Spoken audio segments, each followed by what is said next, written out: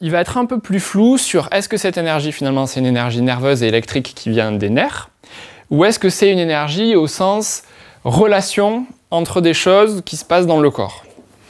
Et ce qui va entraîner beaucoup de débats à l'intérieur de la psychanalyse, notamment avec Jung, parce que Jung, lui, son point de vue, c'était de dire que l'énergie qui était présente dans le corps était une énergie qui n'était pas spécifiquement sexuelle et qui devenait sexuelle juste après, en fait. Une fois qu'elle avait commencé à circuler, elle devenait sexuelle quand elle passait dans certains endroits. Et donc voilà, ça va créer des dissensions. Et autour finalement de est-ce qu'on parle vraiment d'une énergie physique au sens de quelque chose qu'on peut mesurer, qu'on peut toucher, ou est-ce qu'on parle seulement d'une énergie métaphorique? Cette question, elle va vraiment hanter la psychanalyse dans les années 1940, puisqu'il va y avoir un des successeurs de Freud qui s'appelle Reich, qui était un psychiatre et un sexologue, qui va lui beaucoup s'intéresser à la question du corps, et s'intéresser à la manière avec laquelle la personnalité en fait s'organise aussi à partir du corps et comment certaines pathologies vont utiliser leur corps pour se protéger. Et donc il va proposer cette idée de cuirasse corporelle, c'est-à-dire qu'en fait l'énergie, la libido, au sens freudien du terme, l'énergie va être repliée et revenir se densifier sur certains endroits du corps pour former comme des carapaces ou des cuirasses de protection pour, par exemple, des désirs refoulés ou des représentations interdites ou des choses comme ça. Alors il va faire son chemin avec cette idée-là, il va développer des méthodes pour aller vraiment travailler dans le corps par des manipulations corporelles sur voilà, comment est-ce qu'on peut défaire la cuirasse de quelqu'un en le poussant à respirer, en appuyant sur certains endroits. Et il développe un modèle dans lequel il y a des strates comme ça de cuirasse.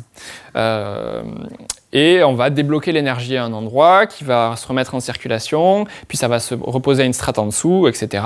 Et on va de plus en plus comme ça, par des manipulations corporelles et par un travail psychanalytique, donc par la parole, pouvoir débloquer des difficultés.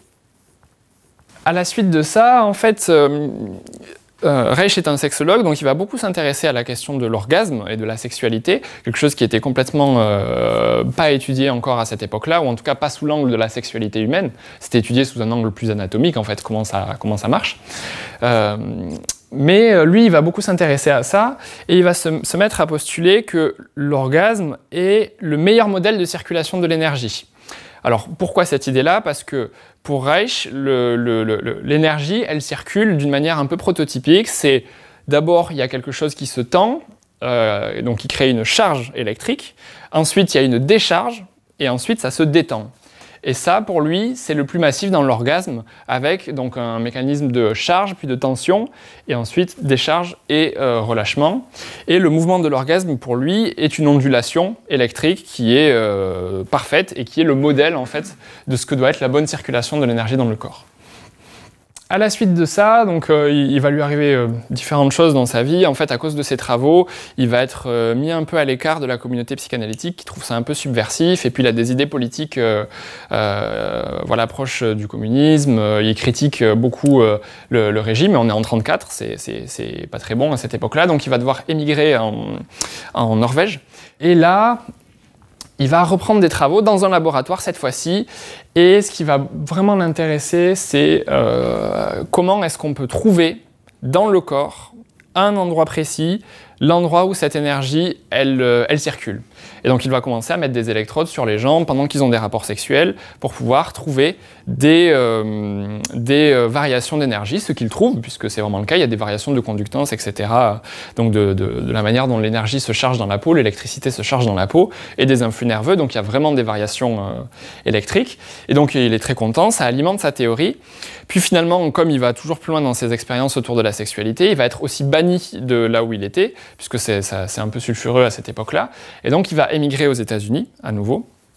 Et quand il arrive aux États-Unis, il se met à penser qu'il y a probablement, au-delà de ce simple mouvement électrique du corps, une particule en particulier, quelque chose de vraiment microbiologique qui porte et qui transporte cette énergie.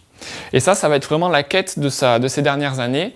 Et il va le trouver, il va faire plein d'expériences avec des microscopes, il va prendre des animaux, il va prendre des plantes, il va ensuite utiliser des milieux stériles dans lesquels il va mettre du sable, et il va retrouver des particules qui vont transporter une certaine charge électrique. Et c'est ce que lui va nommer les bions. Et à partir de ces bions, il va commencer à établir toute une théorie autour justement de ce bion comme premier vaisseau de transport de l'énergie vitale en fait. Puisque c'est de ça dont il s'agit, c'est-à-dire ce qui va infuser la vie dans quelque chose. Vraiment l'étape qui est à mi-chemin entre l'inanimé et le physique, et puis l'animé, la vie qui s'organise et qui agit.